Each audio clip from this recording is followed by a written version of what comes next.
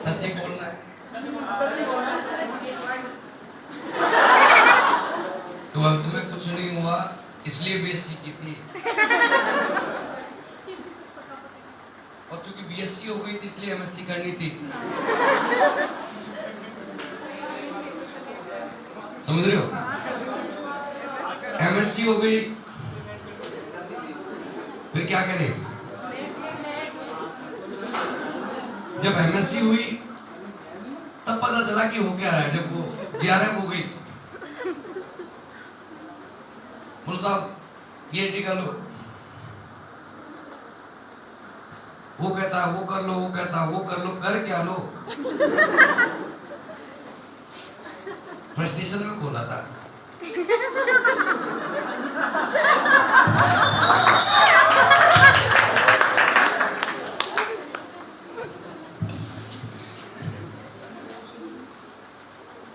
कुछ नहीं पता कि क्या कर रहे हैं।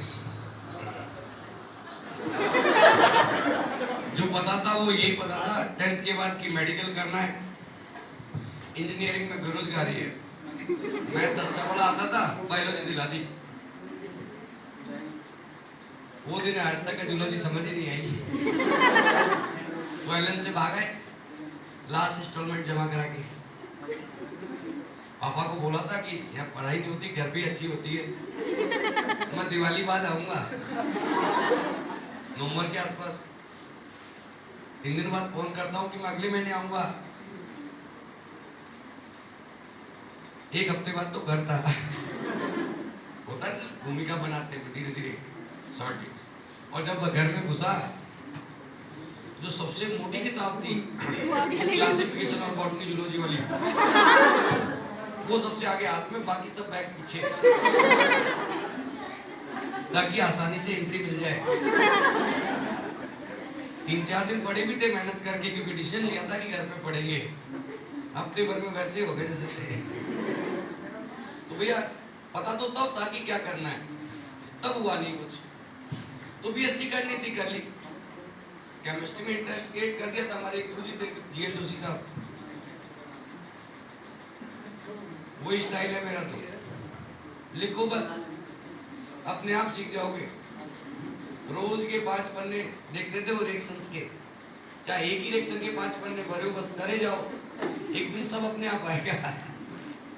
तो इंटरेस्ट क्रिएट हो गया, बीएससी कर ली, इसलिए एमएससी करने आ गए। एमएससी सर की वजह से हो गई।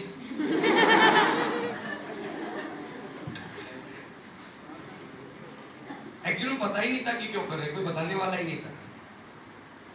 तो बहुत बार एक दिन बैठे तब भी यार क्यों कर रहे हैं, क्या कर रहे हैं। ट्यूशन पढ़ा रहे थे, सर भी होम ट्यूशन लेते थे, मैं भी कोचिंग ले रहा था, खर्चे तो चलाने थे ना।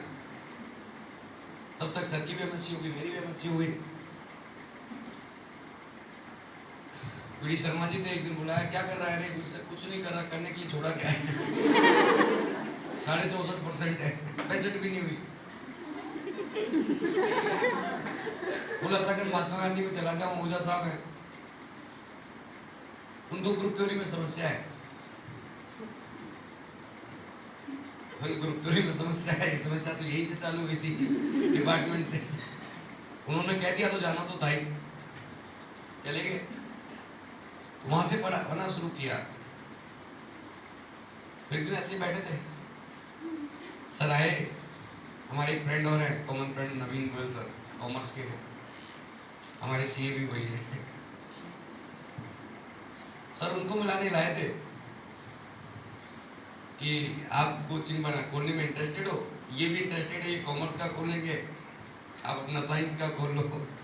सर इधर आओ, आपकी वजह से एमएससी हुई है, खोलेंगे तो साथ खोलेंगे और ना ड्रॉप। हम दोनों साथ हो लिए, एक हमारे कॉमर्स वाले सर। आज भी इस बिल्डिंग की छत पे देखोगे जो टूटी हुई है, तो वहाँ सबसे पुराना हेड लगा हुआ है छत की गुमटी पे, सरस्वती धाम, मेन रोड से दिखता भी है। वहाँ सब्जेक्ट देखोगे तो आपको आइडिया लग जाएगा कि ये साइंस के साथ साथ कॉमर्स का भी इंस्टीट्यूट था। शुरुआत वहीं से हुई थी। क्या पढ़ाएंगे? सब पढ़ाएंगे जो मिल जाएगा। आओ तो सही।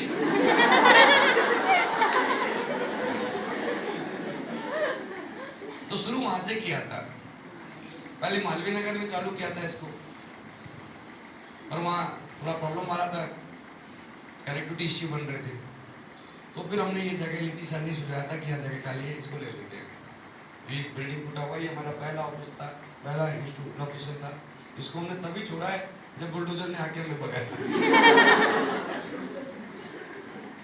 बाई हार्ट हम वहीं से जुड़े हुए हैं। आज भी हमने साइट में अपना एड्रेस चेंज नहीं किया है, इस होप में कि एक दिन वापस वहीं जाएंगे, जब ये बिल्डिंग वापस रेडी हो जाएगी, इसमें जो डिस्प्यूट चल रहा है वो खत्म हो जाए।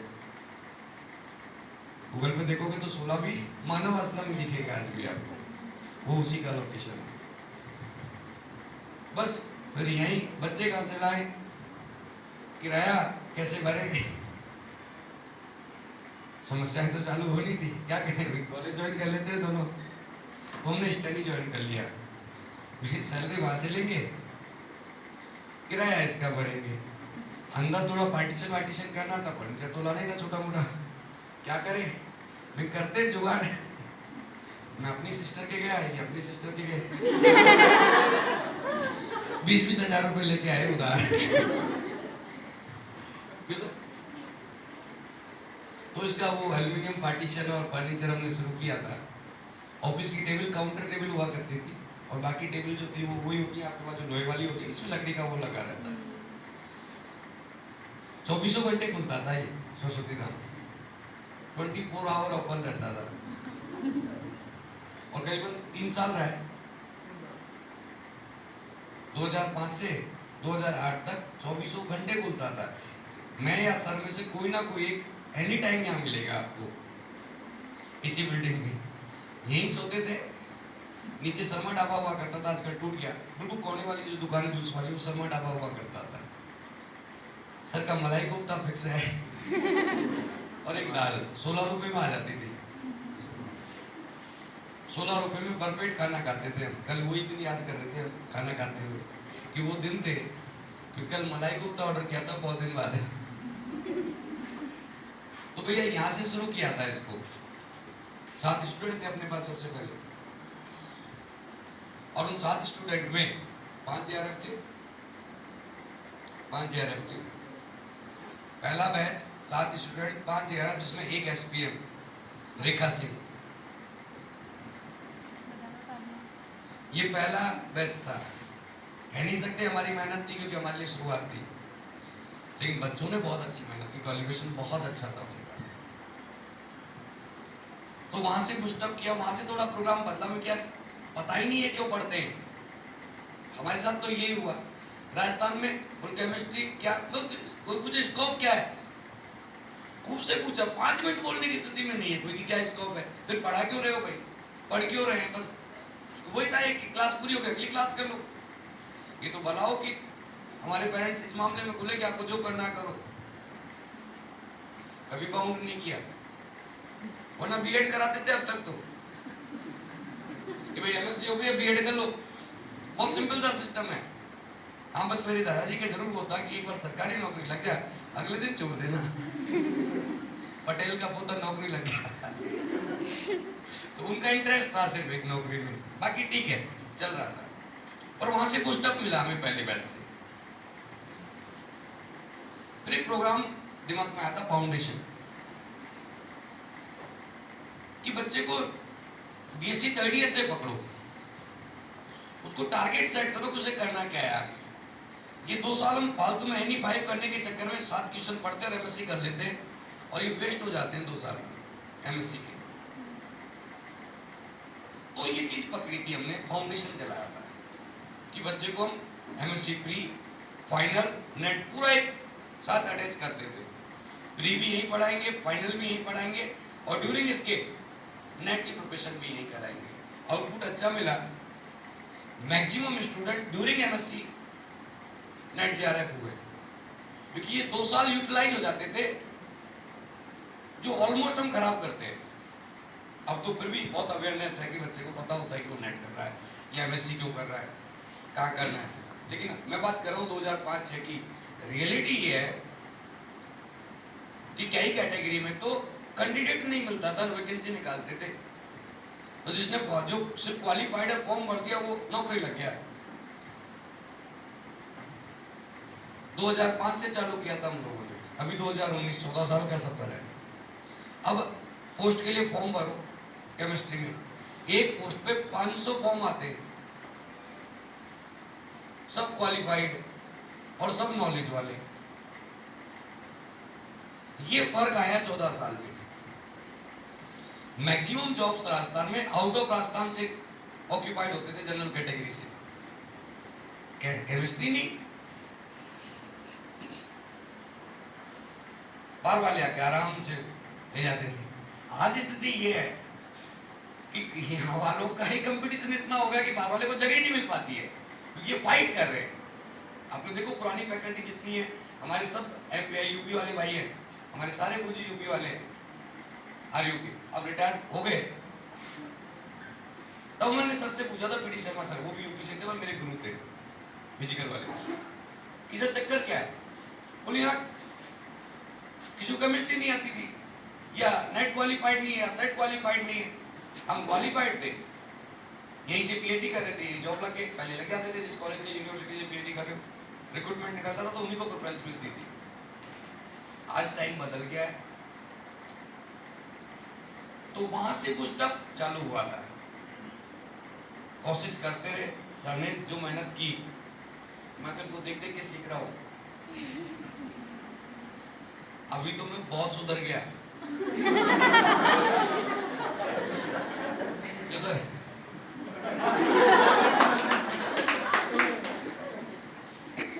नहीं, मैं वैसे शरीफ हूं। मैं वो था जो 2 घंटे वेट करा के भी नहीं आ रहा, गाड़ी पंचर हो गई, मतलब खूब बंक मारे मैंने अपनी लाइफ में। धीरे धीरे जब होप बढ़ती गई तब समझ आया कि क्या कर रहा हूं। बस एक बात समझ आनी चाहिए, अब बहुत रेयर ही होता है कि आपको बुला के हम छुट्टी करें कि नहीं आज पॉसिबल नहीं है, वो भी कोई एक्सक्लूसिव ऐसी कोई प्रॉब्लम आ जाए कि बीमारी हो गया, सडन कुछ ऐसा हो गया, देर सवेर पहुंचते हैं। पर ऐसा कुछ नहीं, हम तो आओ मांगते हैं आपसे दिन, आप कहते छोड़ दो। तो धीरे धीरे सर को देख देख के मैंने पढ़ना शुरू किया, भाई पढ़ लेते हैं। तो ऐसे इंटरेस्ट क्रिएट हुआ भैया, और इंटरेस्ट क्रिएट में सबसे बड़ा रोल अगर देखा जाए तो आप लोगों का है। अगर आप चार्मिंग नहीं रहेंगे अपने सब्जेक्ट के प्रति, तो हम पढ़ा के भी क्या कर लेंगे? पढ़ा रहे हैं आपसे, आप टेस्ट में परफॉर्म ही नहीं कर रहे, आपके दिमाग में ही नहीं जा रहा, डिमोरलाइज हो जाएंगे। तो हम कब तक मोटिवेटेड हैं? जब तक आप मेहनत कर रहे हो। सीधा सा कॉन्सेप्ट होता है। रिजल्ट आप कहते हो सर आपकी वजह से, हमारी वजह से कुछ नहीं होता है, ये आपका बड़प्पन है। एक्चुअल मेहनत आप लोगों की होती है। हम तो एक रेगुलर भी देते हैं कि आओ सुबह आ जाओ, और ग्रुप डिस्कशन होता है अपना, बेसिकली सोचने का तरीका बताते हैं कि ये चीज आपने पढ़ तो रखी है, इसको ऐसे भी देखो ज्यादा कंफर्टेबल है, इस लॉजिक से सोचो ये थोड़ा ठीक लग रहा है। बहुत सारे लॉजिक आपके हम लोग सीखते हैं साथ के साथ, आप कहते नहीं इसको ऐसे भी तो देख सकते हैं, गुड एक्सचेंज हो गया साथ के साथ सबके साथ। ये बेसिकली ग्रुप कोचिंग का कॉन्सेप्ट होता है। तो ऐसा कुछ नहीं है कि हम लोग वो करते हैं तो आपका बड़प्पन है कि आप रेस्पेक्ट करते हो, वरना सोच के आओ आसपास परचुनी वाला भी होगा आपके, उसका भी बर्थडे आता होगा तो जाते होंगे मनाने, सामान तो वही चलाते हो साल भर। नहीं ना? क्यों भाई? पैसे तो वो भी ले रहे, पैसे तो हम भी ले रहे। ये आपका बड़प्पन है, या कहें इस प्रोफेशन की एक खूबसूरती है। ये टीचर और स्टूडेंट का एक रिलेशन उस टाइप का है कि ये चल रहा है, और जब तक ये रिलेशन मेंटेन है ना, तब तक ये सब कुछ अच्छा है। वरना इतनी नेगेटिव एनर्जी हो जाती है आसपास, कंपटीशन में इतना प्रेशर होता है स्टूडेंट के कि सरवाइव करना बहुत मुश्किल हो जाता है। सोच के देखो, जब नेगेटिव एनर्जी क्रिएट होती है दिमाग में, आसपास नेगेटिव एनर्जी होती है, वहां ठहरने का मन नहीं करता है। तो किसी भी संस्था की खूबसूरती एनवायरनमेंट उसका स्टूडेंट होता है, उसका स्टूडेंट होता है। हम लोग एक साल में बाउंस कर गए थे जी सर ऐसे। आई डोंट नो कि क्या है, बट जो मैंने फील किया, मैं वहीं रहता था, वहां के एनवायरनमेंट में एक अजीब सी नेगेटिव एनर्जी है। स्टूडेंट बहुत मेहनती है, दूर दूर से आता है, मेहनत करता है, इसमें कोई डाउट नहीं है, लेकिन फिर भी वहां के एनवायरनमेंट में एक नेगेटिव एनर्जी जिसे बोलते हैं ना, एक खुशनुमा माहौल नहीं दिखता वहां कभी भी। भागा दौड़, हाय तोबा, ये पढ़ लूं वो पढ़ा, एक दूसरे को मिसगाइड, अजीब सी एक एनवायरनमेंट देखा था। साल भर वॉच किया था मैंने सबको भी कई बार बोला, सर आपको नहीं लगता एक अजीब सी एनर्जी, ये जो दूर रहता है ना, जिसको जब दूसरे एनवायरनमेंट जाता है तुरंत पहचान जाता है कि यहाँ क्या हो रहा है। तो एक वहां मतलब अंदर से वो फीलिंग ही नहीं आती थी। तो यहाँ है ना कि सुबह से शाम बैठे हंस रहे, मजाक कर रहे हैं, आपको पढ़ा रहे हैं, चल रहा है, ऐसा वहां कुछ भी नहीं हो पाता था हमारे साथ में। क्यों सर, यही बात थी। तो बहुत इंपॉर्टेंट होता है जहां आप स्टडी कर रहे हो, जहां आप रह रहे हो हॉस्टल में, वहां का एनवायरनमेंट पॉजिटिव रहना चाहिए। आपकी 25% मेहनत रिड्यूस हो जाएगी सेम रिजल्ट में। 100% जो एफर्ट्स लगाने उतना ही रिजल्ट 75% एफर्ट से ले आओगे। बस एटीट्यूड पॉजिटिव तभी रह पाता है जब एनवायरनमेंट पॉजिटिव होता है। मैं हमेशा आप लोगों को कहता हूं, डिप्रेस हुए नहीं कंपटीशन से बाहर, और 50% लोग डिप्रेशन की वजह से कंपटीशन में बाहर हो जाते हैं, पेपर बिगाड़ आते हैं, जो कि अच्छी खासी तैयारी है। सोच रहे हो?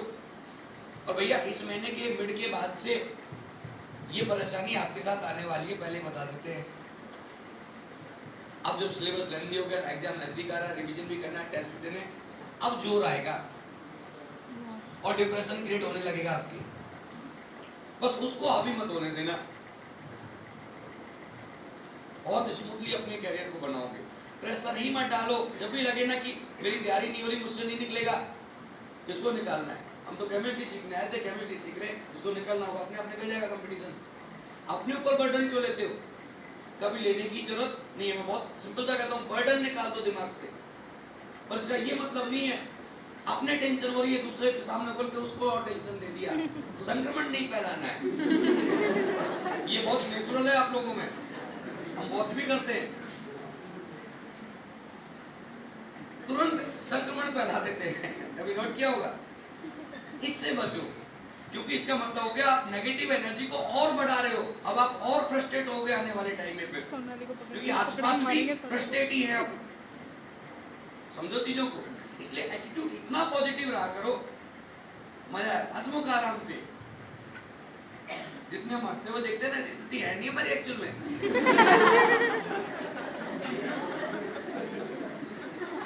छोड़ दो लगी रहती चारों तरफ, पता था मैंने आपको। घर वाले कहते हैं टाइम नहीं दे सकते तो हमें छोड़ दो, जिनको टाइम देते वो कहते हैं हमें छोड़ दो। तो भैया एनवायरनमेंट पॉजिटिव रखो, बस मस्त रहो। कैसे मोटिवेट हुए, क्या हुए, आपको सिंपल सा लॉजिक बताता हूं। कैरियर एक्सीडेंट होता है, एक्सीडेंटल लगती है, जॉब भी एक्सीडेंटल आएगा, और ये बहुत कम फ्यू परसेंट है जो डिसाइडेड होते हैं, बाकी का तो एक्सीडेंटल ही है 99% का मामला। और एक्सीडेंट जब भी होगा जब लगातार सफर करें, बस पढ़ते रहो, एक्सीडेंट अपने आप हो जाएगा। एक्सीडेंट ना हो जाए इसलिए दबक के बैठ जाओ तो एक्सीडेंट नहीं होते। पढ़ते रहो, अपने आप एक्सीडेंट होगा। कैरियर एक्सीडेंटल होता है, अपने आप बनेगा, पता भी नहीं चलेगा कि इधर तो सोचा ही नहीं था और हम यहाँ पहुंच गए। अरे यहाँ का सोचा था क्या? क्यों भाई एडमिटेन कहाँ है? इसको फोटो खिंचाना था। भाई तो अच्छा सा कैरियर बना ले, तेरी शादी में हम दोनों आएंगे, कई दिन तो कहेंगे वहां, एक पूरी एल्बम भर के आएंगे। पर यहाँ से उस लायक तो बन के जा कि हम आए और हमें अच्छा लगे आना, वरना वहां जाएगा और हमें बुलाएगा, हम आगे तो जिससे भी इंट्रोड्यूस कराएगा, ये है वो दोनों जिन्होंने मेरी 2 साल खराब कर दी। खुद नहीं बोलेगा तब भी घर वाले अपना, अच्छा ये दोनों हैं 2 साल खराब कर दी। वहां ऑटो है, ऑटोनॉमिक है। कभी भी गार्जियन से पूछ लो, बच्चा कहीं कंपटीशन देने गया, तैयारी करने गया, अगली बार जब एग्जाम के बाद तैयारी, घर वाले साथ वाले पूछते हैं सब क्या रहा बच्चे का, तो फेल पास होगा तो जरूर बताएंगे, और फेल होगा तो रिजल्ट नहीं बताएंगे। अरे यार वहां गया था पढ़ने, पता नहीं क्या पढ़ाया नहीं पढ़ाया, मैं तो खुद परेशान। सीधा चीज जुड़ती है संस्था से, क्योंकि मैं साफ साफ कह सकता हूँ संस्था का बहुत ज्यादा अच्छा रोल नहीं होता है। आप नहीं पढ़ोगे तो संस्था कुछ नहीं कर सकती। हम क्या कर लेंगे, आपकी उम्र भर के आ सकते हैं क्या? मैं फिर भी हरकत कर सकता हूँ, सब तो फॉर्म ही नहीं भरते। समझ रहे होंगे मेरी बात? भैया मेहनत आप लोग करते हैं तो उस डायरेक्शन में जाओ, उस लायक बन जाओ कि सोशल स्टेबिलिटी आपकी बढ़े, और वो तभी बढ़ेगी जब बी पॉजिटिव और मेहनत करते रहो। ये मत देखो 1 साल खराब हो गई, 2 साल खराब हो गई, आगे क्या करना है, क्या होगा, ये डिप्रेशन आने का तरीका। कुछ भी पढ़ लो उसके बाद भी कहोगे आप क्या, इसको दिखेगा ही नहीं, ये तय है। कुछ भी पढ़ लो, कुछ भी डिग्री ले लो, इसको दिखेगा ही नहीं, साफ बोल रहा हूं। क्योंकि मैंने क्या कहा, चलते रहो, रोड पे चलते रहते गाय जो बीच में अचानक आती है दिखती है क्या? लेकिन एक्सीडेंट तो वही करा के जावे। सेम चीज भूलो कैरियर, केमिस्ट्री आती है, एक दिमाग में डालो, तुम्हें यहाँ क्यों आना पड़ा? अगर यही चीज आपको आपके होम सिटी में मिलती तो ये रोज 5 दिन की एज खत्म कर रहे हो आप 1 दिन का हॉस्टल का खाना खाने से, उधर से एज कम हो रही है साहब, बता रहा हूँ। बोलता हूँ मैं तो साहब, क्या जरूरत पड़ती है? नहीं। तो सुटेबल क्वालिफिकेशन आप ले लो ना यार उठा के, जब मर्जी आए कैरियर सेट करो, जब नहीं हुआ तो कोई बात नहीं, किल ठोक लो घर के बाहर, chemistry tuition available, concept clear तो आपको कहीं भागने की जरूरत ही नहीं है।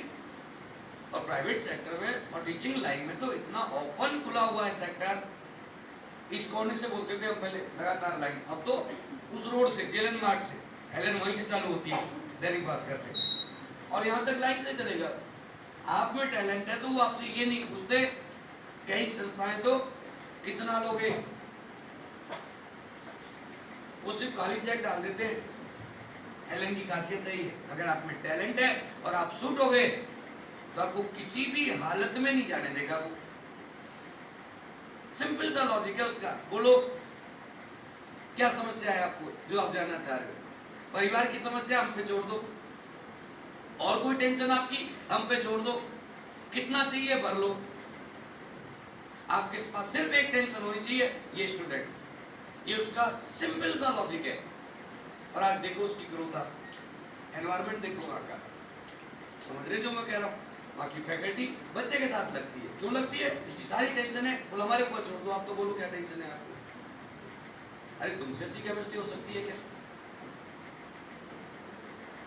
12 तक पढ़ाना है, मैक्सिमम थॉट कहाँ है उनकी? बीएससी तक। 12 पढ़ाना है तो मैक्सिमम कितना आउटपुट देंगे उनको? बीएससी तक।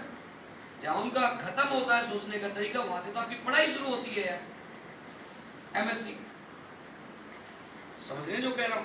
बिल्कुल टेंशन फ्री। आपको जो लाइन डिसाइड करनी है, आपका जिसमें मन करे। ये तो मुझे पता चल गया आज कि आपका इस फील्ड में मन नहीं है। इस फील्ड में आने के लिए प्लेटफॉर्म पे खड़ा होना बहुत जरूरी, चाहे कितनी नॉलेज हो। और ये झिझक जितनी अच्छी जल्दी निकाल लोगे उतना ही अच्छा करियर में ग्रो कर जाओगे। अब आप बच्चे नहीं रहे हो, ये हो ध्यान रख। अब आपको 15 साल का वो एक्सपीरियंस नहीं देना कि आपको 15 साल लगेंगे प्लेटफॉर्म पे प्रॉपर्ली बोलने के लिए। इसलिए इस चीज को ध्यान रखो, वो हेजिटेशन निकाल दो दिमाग से, क्योंकि आप जिस चीज की प्रिपरेशन कर रहे हो उसका मतलब ही क्या है? इस प्लेटफॉर्म पे खड़ा होना है। डॉन बुलावा आ गया है। तो बाकी तो आपको सही बताएंगे, पर एक चीज ध्यान रखो बस, अब आपके पास बहुत लंबा टाइम नहीं है। मेरे ख्याल में 3 तारीख हो गई, 4 हो गई, 3 हो गई, एक ही बात है। 8 घंटे बाद 4 बजे। पॉजिटिव रहो। 1 महीना मानो आप मैक्सिमम आपके पास, बाकी वो दिन तो लगे ट्रांसफर और रिवीजन और उसमें। इस 1 महीने में जितनी मेहनत कर लोगे और पॉजिटिव एटीट्यूड के साथ कर लोगे तो अपनी है, ये मान के चलना। बस डिप्रेस मत होना, हम्बल रिक्वेस्ट है। जब भी डिप्रेशन लगे साथ वाले से बात करो, लगता है उसे देखे कि और डिप्रेस हो जाऊंगा तो मेरे पास आ जाओ, सर के पास आ जाओ, जो क्लास में दिखे वहां, कोई इश्यू नहीं है। डिस्कस करो कि समस्या कहां हो रही है। प्रेशर आएगा, नो डाउट प्रेशर आएगा। हमें भी एग्जाम देना होता है तो हमारे भी प्रेशर आता है। एग्जाम से पहले सबको लगेगा ये मुझे कुछ याद नहीं है। जब सोना चाहोगे उस दिन नींद नहीं आएगी, याद करो एग्जाम से पहले वाली रात। क्यों? प्रेशर ले लिया दिमाग। मस्त रहो आराम से। सबको लगता है कि मुझे कुछ याद नहीं है, मेरा कुछ नहीं होगा। अपने आप एग्जाम में आता है की हुई मेहनत उस दिन अपने आप दिखती है। बस लापरवाही नहीं, आपकी एक लापरवाही है जो लगातार फील होती है। प्री डिसाइडेड कर जाते हो हर चीज को कि ये पूछी जा रही है। अभी भी आपकी सिली मिस्टेक से उसी वजह से है कि आपको आता हुआ क्वेश्चन खराब कर जाते हैं, क्योंकि प्री डिसाइडेड हो गए क्वेश्चन में कि ये पूछ रहा है। इसको इम्प्रूव कर लो। वो जो 3-4 क्वेश्चन की वजह से मामला इधर और इधर होता है वो बच जाएंगे, काम खत्म। इस साइकोलॉजी से कभी मजा ना, मैंने कहीं कहता सुना था, मैंने कभी बोला नहीं आपको। जून वाला पेपर इजी आता है, दिसंबर वाला हार्ड आता है, दिसंबर वाला इजी आता है, जून वाला हार्ड आता है। ये कौन सी साइकोलॉजी है यार? आपसे पूछ के बनाते हैं क्या पेपर? तो ये फालतू की चीजें है ना, ये आदर्श ना, ये घर पे रखा करो। पेपर को फाइनली वो सेट करता है जिसको पता ही नहीं है कि वो क्या रख रहा है, उसे दे दिया जाता है यहाँ से इतने क्वेश्चन उठाने, सैंपल पीस होते हैं। फाइनल पेपर जो बनाता है उसे बहुत ज्यादा मतलब नहीं है। अभी तो कई बार देखते हो एक ही क्वेश्चन 3 बार आ जाता है। एक उसने भी दिया था, उसने भी दिया था, इस बार देखे थे इनऑर्गेनिक में IR स्पेक्ट्रो वाले क्वेश्चन। सर होता क्या, मुझे एक यूनिट दी गई, इससे 20 क्वेश्चन प्रिपेयर करने हैं मुझे सब तरह के, मैंने कर दिए। तो स्पेक्ट्रोस्कोपी में भी वो क्वेश्चन, हार्मोनाइल वाली यूनिट किसी को अलॉट की, उसने भी वो क्वेश्चन कर दिए। और जिसको छांटने थे उसमें से वो रैंडमली उठा के छांट लेता है तकदीर से। यहाँ से भी वही निकला, वहां से भी वही निकला, अलग अलग लोगों ने बनाया तो भाषा अलग अलग थी, वरना सेम भाषा का भी बन सकता था। ये समझ रहे होंगे मेरी बात को। तो फाइनल पेपर जो सेट करता है उसे तो पता ही नहीं होता कि हार्ड जा रहा है कि इजी जा रहा है। उनको तो जो क्वेश्चन दिए गए वहां से रेंडमली उठाते हैं। 20 में से 4 उठाने तो वो 4 उठा लेगा वहां से। समझ रहे होंगे जो कह रहा हूं। ये होता है पेपर सेटिंग का बेसिक पैटर्न जो होता है। तो हार्ड टफ कुछ नहीं होता है। और ऐसा कितना हार्ड पेपर होगा यार कि 100 क्वेश्चन हार्ड बना सकता है क्या कोई? नहीं बनते। इसलिए अपना थॉट होता है कि हमारा ये, हमारा वो, बिल्कुल कूल होके नॉर्मल होके पेपर देना है आप। क्लियर है? Yes, sir. और थोड़ा सा मोटिवेट रहा करो। डीले डीले डीले क्या डीले? कईयों की डेट ऑफ बर्थ की डबल एज है हमारी। समझ रहे होंगे, मैं बताता हूं आपको। जो हमारा 12th हुआ था, आपकी डेट ऑफ बर्थ है कईयों की 98।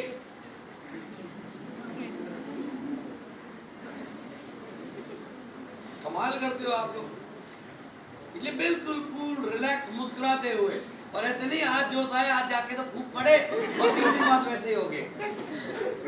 अब मोटिवेटेड रहना है, सेल्फ मोटिवेटेड, मस्त होके। टेंशन क्या करेंगे? कोई टेंशन, सबकी तकदीर में लिखा हुआ फिक्स है। हम तो सिर्फ कर्म कर रहे हैं, हमारे जो लिखा है वो होगा। हम तो सिर्फ वाहक हैं, हमें कर्म करने के लिए कहा गया, हम कर रहे हैं। Tension free. घर वाले अपने आप सोचेंगे क्या करना है, तुम मस्त रहो। तो वो टेंशन मत लो कि मेरा क्या होगा, सब बढ़िया होगा। इस समय वो सोचने की जरूरत नहीं, घर वाले निकाल देंगे वो कर देंगे। उल्टा सोचो, जब भगवान ने भेजा तो आगे रास्ते भी खुद बनाए होंगे, लेकिन वो रास्ते उनके लिए नहीं होते जो कर्म नहीं करते। ये बात समझ लो बस।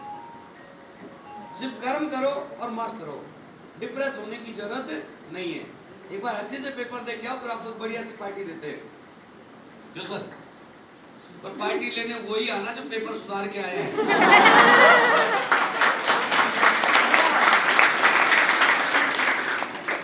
वरना औरों के लिए पार्टी पिछोला झील है वहां पे। नौका विहार कर सकते हैं बगैर नौका के, कोई दिक्कत नहीं है। आप भी खुश, घर वाले भी खुश, क्या मत लेना। क्लियर है? और कुछ पूछना है? नहीं सर। खुश? Yes sir. तो भैया अब बताओ गाना कौन गा रहा तुम में से?